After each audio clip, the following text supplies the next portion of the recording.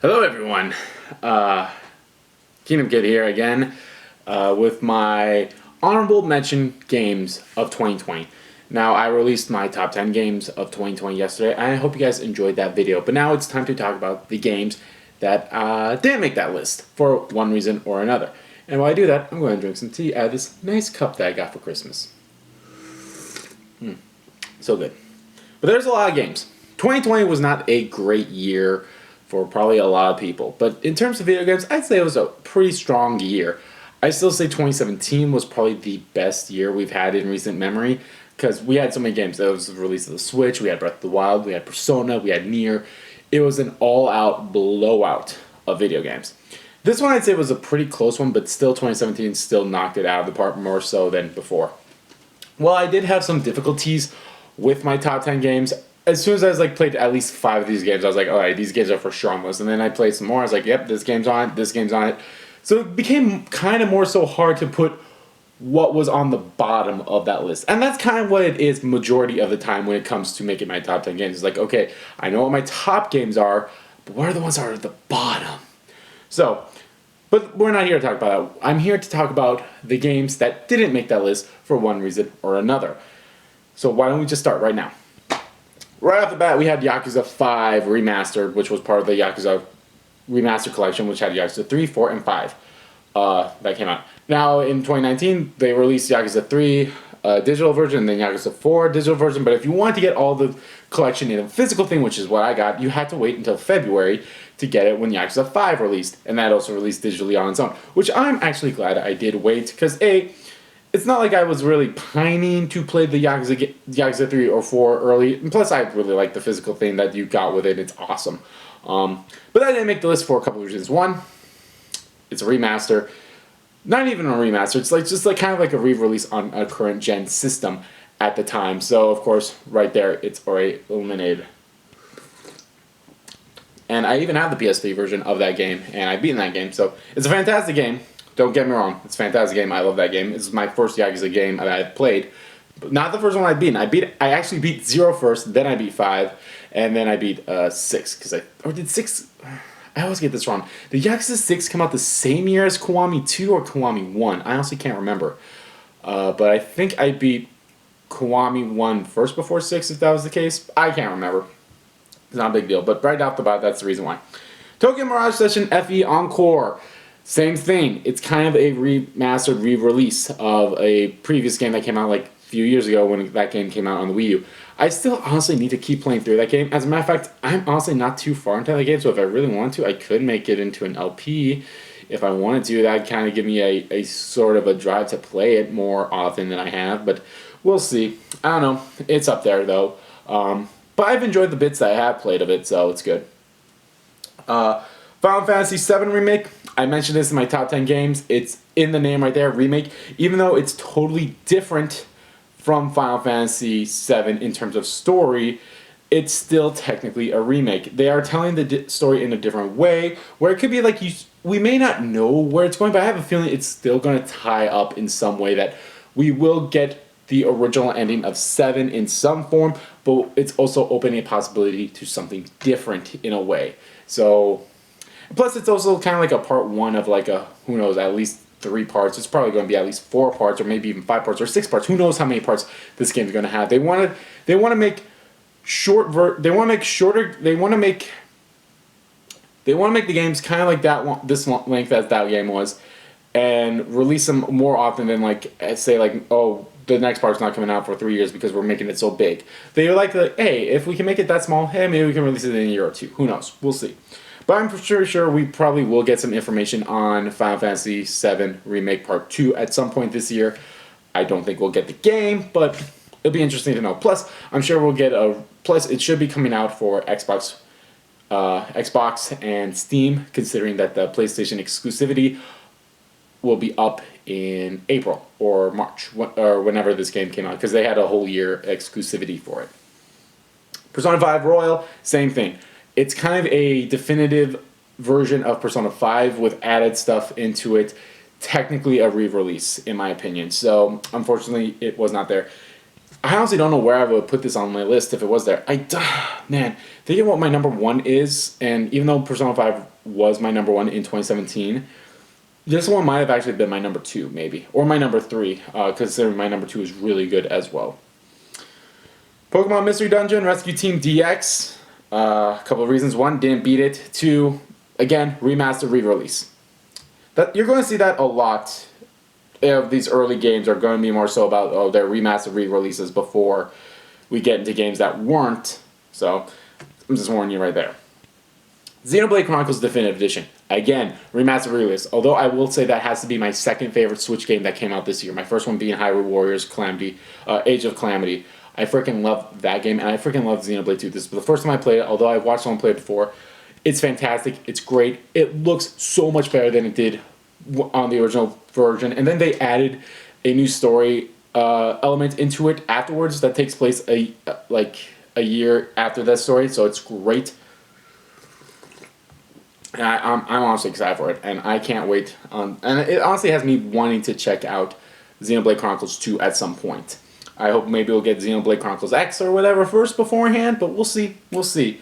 Even though that the game technically I don't think it has any too much of a tie with Xenoblade Chronicles in a way, but I don't know. I will at some point will check out Xenoblade Chronicles 2 at some point, but for now, Xenoblade Chronicles Definitive Edition, I say pick that game up if you have Switch. You're doing yourself a disservice if you're not picking that game up. That game is fantastic. The one for 101 Remastered. It's in the title, Remastered. I haven't even beaten the game yet. I'm like 2 missions into that game. I'm having a hard time even playing that game too. So, although I did enjoy it, it's still kind of hard. Untitled Tasmanian Tiger HD. I freaking loved Untitled Tasmanian Tiger when I got that game years and years ago for the PlayStation 2, and I'm so happy that it is out now. It's out on the Switch. It's out on Xbox. It's out on Steam. It's out on PS4. Pick that game up. Please support this game. The team behind it are phenomenal people. I wish I saw it when it was Kickstarter, but luckily they kind of did like a, hey, if you didn't get it on the Kickstarter, here you go. You can still pre-order it here for like a discount for like $10 off or something like that. So that was great. And like here's some other rewards. So fantastic. I think they're still selling the soundtrack digitally too, if I'm not mistaken. I'm not sure though. So that's awesome. And I freaking love the game. I can't wait to see like a Tasmanian Tiger 2 Bush Rescue coming out. Maybe this year. That'd be great. I'd love it. I have beaten that game, but I haven't beaten that game. Like I've gotten to like the final boss, but I never like 100% the whole game before. And I honestly didn't do it before with Tasmanian Tiger either, because I was like always like I don't know what to do, because this was before I even like knew about the internet and how it could help, and this could have been like way beforehand too. So although it's kind of funny, I did look up videos to help me want to complete this with the hidden boxes. And they were using like the PS2 version or like the GameCube version or the original Xbox game version for it, I think, since it was came out like 8 years ago when I saw the video, so that's great. Resident Evil 3, same thing. It's a remastered of a past game, which Resident Evil 3 was still pretty good in my opinion. Although they kind of made it shorter than the original Resident Evil 3 from what I've heard, and back when I watched someone do an LP of it, the two best friends doing an LP of it like years ago, it's still good in my opinion, and I kind of want to get back into it at some point to like try to platinum it. I want to do that with all the Resident Evil games, and with Resident Evil Village coming out this year, I'm actually excited for that. And with, I think they're going to do a Resident Evil 4 remaster, even though I don't see a reason why they had to do it, but I digress. Kingdom Hearts Dark Road, kind of the same reason why Kingdom Hearts Union Cross will never ever be in my top 10 games, is because it's kind of like an ongoing game. I don't think those games will ever end. I mean, if they do, maybe they'll get on there. I don't know. It all depends. Cyberpunk 2077. Didn't beat the game. Although I am enjoying it. I can't really find the drive to play that game. Although I did play for a few hours yesterday, I'm still just having kind of like an issue of playing that game. Because there's so much in that game, and I'm the kind of person that's like, I want to do everything that's available to me first before I do the main story. That's kind of like, that's my one issue. So with this game, I kind of be like, no, I have to do story.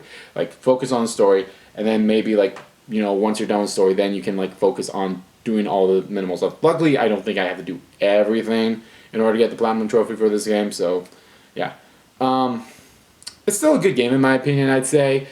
But I haven't had as much issues as other people have, but the issues are still there. I've had glitches and bugs, but like not to the extreme as other people, but yeah. Assassin's Creed Valhalla. Kind of the same issue with Cyberpunk in a way. It's like there's so much in there, and I'm the kind of person that I want to do everything before I do story. And I don't know, but for some reason this Assassin's Creed isn't as fun as Origins or Odyssey to me for some odd reason. Like with those two games, I was like, I want to beat this game because I'm excited to see what happens. Now, granted, I'm still excited to see what happens at the end of this game, but I'm not as excited. It's like, okay, I do like the concept that they have of it, where it's like you're kind of conquering areas on the map. So I kind of like that in a way. But I'm just not. I just don't have the drive for it per se. So it's a game I probably will finish at some point, but for now, it's not really a top priority for me.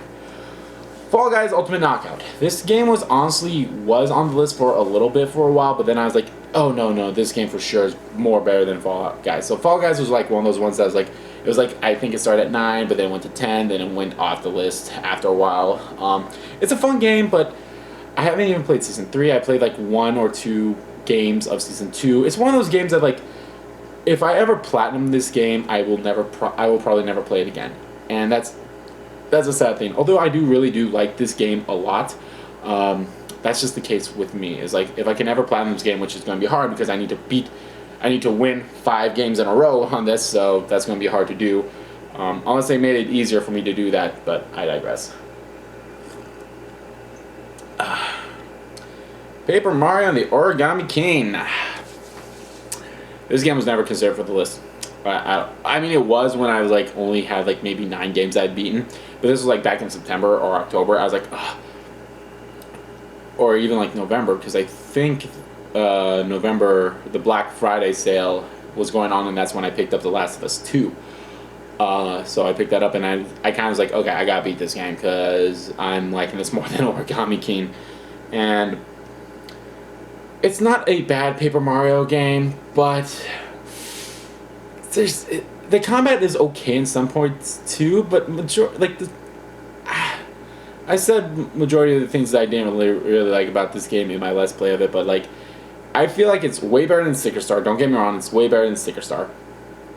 But I feel like they were somewhat trying to get the magic back that they had with Thousand Year Door or even Super Paper Mario. And unfortunately, I don't think they ever will. If they ever make a re-release of Paper Mario and the Thousand Year Door, I'm all for that. I am all for that. Or even like Super Paper Mario, I'm for that as well. Hell, I mentioned this too, and that actually brings up the next game, Super Mario 3D All-Stars. They're all re-releases of past games. If they want to do the same thing with Mario for Paper Mario, and they have it right there. They have the Paper Mario OG, which was on the N64, like Super Mario 64. They have Thousand Year Doors, which was on the GameCube, kind of like Sunshine, and they have Super Paper Mario, which was on the Wii, kind of like Galaxy. So I digress. If they do that, hell's yeah, I will play that, and I'd LP all 3 of those games. I would LP all 3 of those games from order. I'd go 64 or Super Paper Mario, Thousand Year Door, Super Paper Mario. I really like Super Paper Mario when I played it, so yeah, I'm all for that. I'm all for that. But with Origami King, I don't know, like the combat was it was okay for the most part, but then eventually it kind of got to like a point where I'm like, I don't care anymore. It's still an okay game, but I hate the fact that they got rid of unique characters. I really hate that fact that they did that, and that's another thing too. Like they even tried, like I can't even remember what your companion's name was in that game.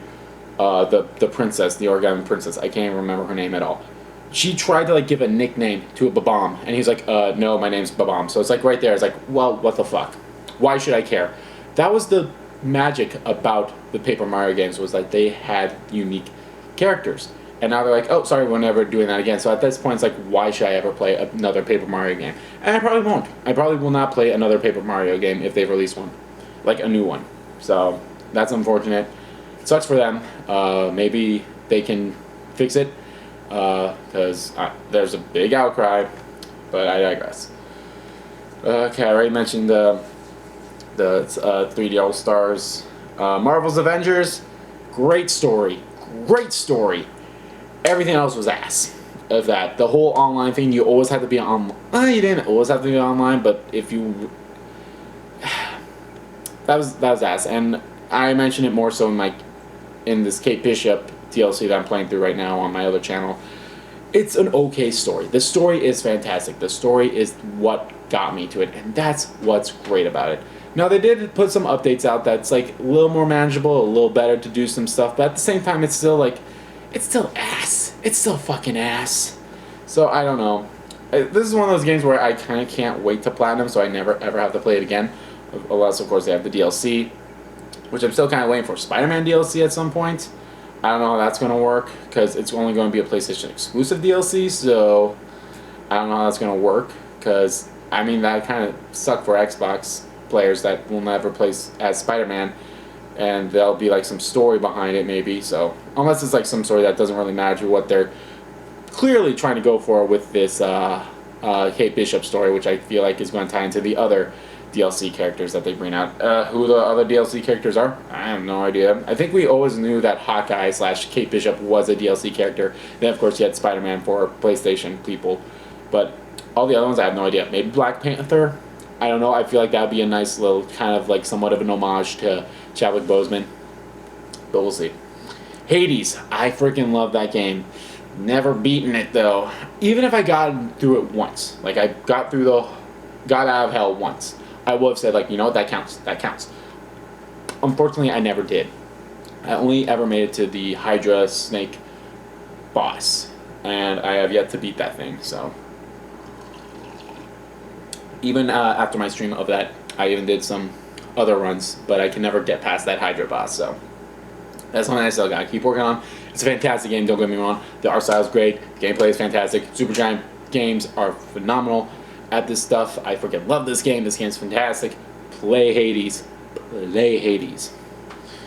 And last game on games that I have played, but didn't make the list for some reason, is Dragon Ball Z Kakarot. This game was originally on the list, but then I beat Yakuza Like a Dragon. And then this game was honestly my number 10 on the list, so as soon as I beat Yakuza Dragon, I'm like, get the fuck out. Get the fuck out. Nothing wrong with it. There actually are a few things wrong with it. I mean, I don't mind the retelling of Dragon Ball, from Dragon Ball Z all the way to, you know, from the Saiyan Saga all the way to the Buu Saga, and even some of the DLC is fine. I am a little tired of it though, because that's all that really Dragon Ball games ever get love for is Z. There's no love for Dragon Ball OG, which I honestly really like Dragon Ball OG, so I think it would have been cool if they had like some kind of Dragon Ball Z character, Dragon Ball-esque representation games in the future. Like I said, they're doing some DLC the DLC with Beerus is pretty okay. I have a feeling the last DLC that they're going to have with it is going to be Broly, because I feel like that's what the setup is so far all the DLCs have been the movies, which was Battle of Gods, Resurrection of F, and now it's going to be Broly. It makes sense considering what happened in the DLCs, considering that we brought Frieza back as part of a side mission. So it's obviously going to be Broly is going to be the last DLC of this game.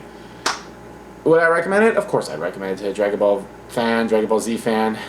It's fun to play as. It's fun to play every now and then. Plus, I just have Vegeta and Goku like almost to their max levels, and I just easily beat everything.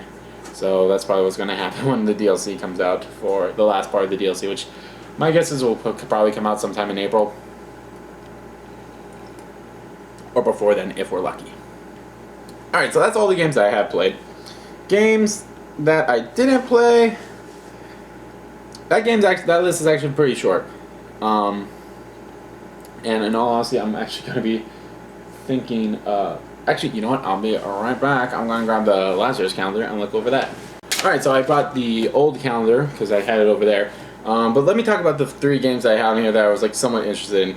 Minecraft Dungeons, I'm actually glad I didn't play that game. That game does not look enticing to me at all. So, out of there. Dead Premonition 2, the first one was okay in my opinion. Like, I think that game has like some place in a lot of people's heart. But then the second game came out and it was glitchy and buggy as hell. I haven't even picked that game up, so. And Genshin Impact, I mentioned I was like, it looks okay, but I don't think it's my kind of game. Although it looks fantastic, don't get me wrong, but like, I just can't get into it, in my opinion. Another game that I thought of is Dragon Quest 11S Definitive Edition. It's the same reason why some of these other games. One, I don't even have it yet. Two, it's almost exactly the same game as Dragon Quest 11 with only, I think, like a few added jobs, skills, equipment, and obviously like orchestra music and such. So if you choose between which Dragon Quest to pick, I'd obviously pick the Dragon Quest S one for you guys, since that one's obviously the better option of the two, in my opinion. So there's that. What other games was like somewhat of interest? Darksiders Genesis, I had a little bit of an interest in it, but I've never really like getting to it. Ori and Will the Wisp, I would have loved. Actually, that game did come out for the Switch, didn't it? Damn. Or did the first one only come out? I can't remember. But yeah, one of those games came out for the Switch. Damn, I should have picked it up. Maybe I would have been. Maybe it would have made my list if it was Ori and Will the Wisp that came out for the Switch. Maybe I would do it. But I'm also one of those guys that. Not gay. I'm one of those guys. Excuse me. That likes to play the first game in order. Granted, there's been some exceptions. Yakuza, I've mentioned that many times. But yeah, maybe. Neo 2, I have the first Neo game. I don't even have Neo 2. Maybe one day. Trials of Mana looks fantastic. Sakura Wars, same thing. Just don't have them. Shantae and the Seven Sirens, don't have that game. Persona 4 Golden, really old re-release. That game, the OG Persona 4 came out in 2008. I believe Persona 4 Golden came out in 2015? It came out before I graduated college. So 2014, I think. So yeah. SpongeBob Battle for Bikini Bottom Rehydrated, Remaster, Re-Release. Destroy All Humans, Remaster, Re-Release. Fast Furious, was not too interested in that game at all. Crystal Chronicles, Remastered, Re-Release. Ken Tsubasa, I was interested in it at first, but I haven't even picked that game up. Maybe one day. Tony Hawk Pro Skater 1 and 2, the Remaster, Re-Release. I might have picked it up though, it looked fantastic. WWE 2K Battleground, fuck no. Fuck that game. Curry Fighters 2, I had no interest in it, in all honesty. Watch Dogs Legions, I do have Watch Dogs 1 and 2, but I haven't even played those games yet, and I don't even have Legions yet, so yeah. Pikmin 3 Deluxe, Pikmin looks like an okay game, but again, like I said, I'm one of those guys that would like to play the first two first before I pick that game up, but still.